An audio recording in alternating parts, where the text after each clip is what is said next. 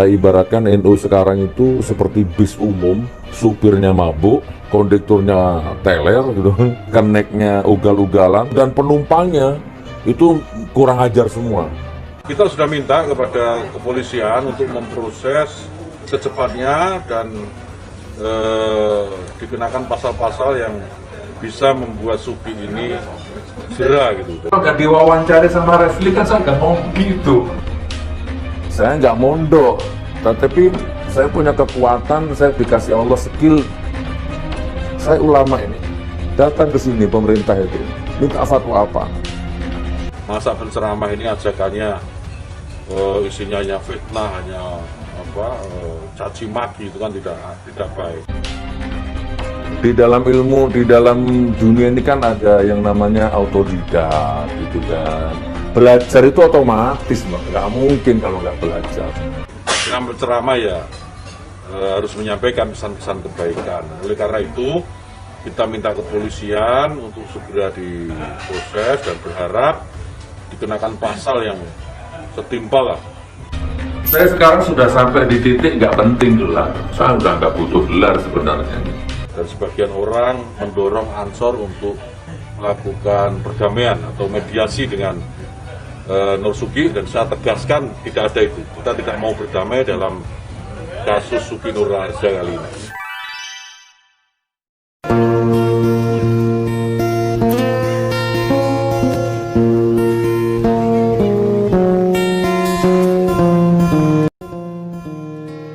Ketua Umum Gerakan Pemuda Ansor, Yakut Holil Koumas, meminta pihak kepolisian untuk segera menyelesaikan proses hukum terhadap Sugi Nur Raharja atau yang akrab disapa Gus Nur. Gus Nur diduga telah melakukan penghinaan terhadap Nahdlatul Ulama. Menurut Gus Yakut, pihaknya juga meminta kepolisian tidak mengabulkan upaya penangguhan hukum terhadap Sugi Nur Raharja. Hal ini dilakukan untuk efek jera agar Gus Nur tidak melakukan perbuatan serupa. Kami sudah minta pada kepolisian untuk memproses secepatnya dan dikenakan pasal-pasal yang bisa membuat Sugi jera. Karena selama ini Sugi lebih banyak menyampaikan dakwahnya, tapi menurut Ansor, ini provokasi dengan cara menjelek-jelekan kelompok lain, terutama NU Banser. Begitulah ujarnya. Menurut Yakut, Sugi ini lebih banyak melakukan penghasutan, ujaran kebencian. Tentu ini tidak baik, apalagi dia dicitrakan sebagai penceramah. Masa penceramah isinya hanya fitnah dan caci maki. Seharusnya penceramah menyampaikan pesan kebaikan, diharapkan segera diproses dan dikenakan pasal yang setimpal. Begitulah kata Gus Yakut.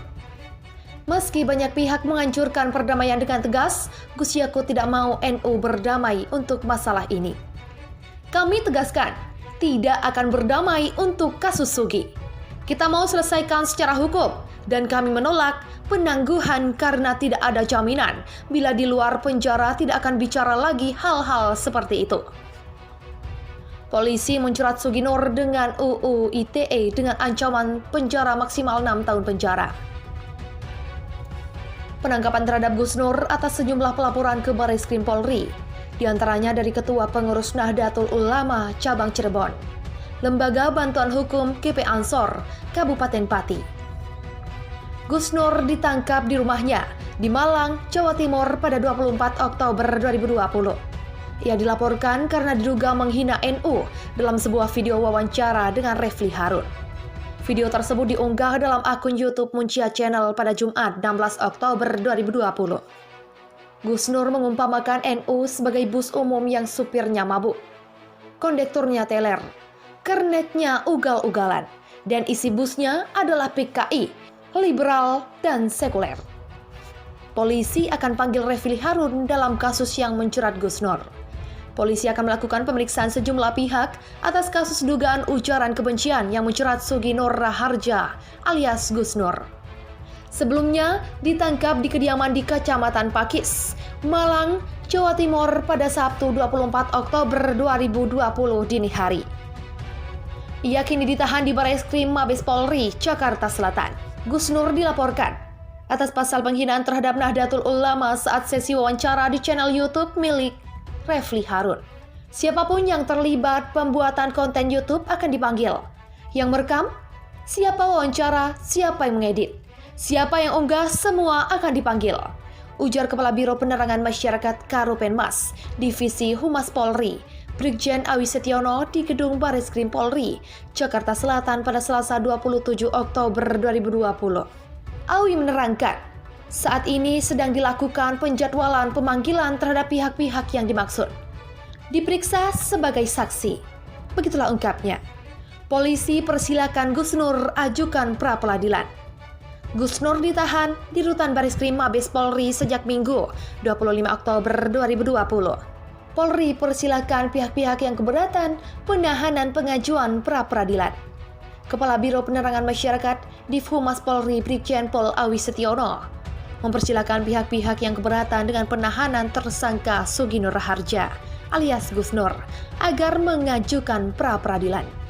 Menurut dia, sesuai dengan pasal 77 KUHP, pihak yang tidak setuju dengan penangkapan, penahanan, hingga penetapan tersangka bisa mengajukan pra-peradilan. Baik tersangka, keluarga maupun kuasanya bisa mempra-peradilankan kepolisian. Selain ini, kepolisian sudah melakukan tugas secara profesional, kata Awi di kantor Bareskrim Polri, Jakarta pada Senin 26 Oktober 2020. Saat ditanya tentang ketidaksetujuan para simpatisan dan kuasa hukum Gus Nur terhadap penangkapan Gus Nur, menurut Awi itu merupakan hal biasa. Sementara terkait penangguhan penahanan, Awi menuturkan bahwa hal tersebut juga boleh diajukan pihak kuasa hukum. Namun demikian dikabulkan atau tidaknya hal itu tergantung penyidik. Terkait penangguhan penahanan, silakan saja mengajukan.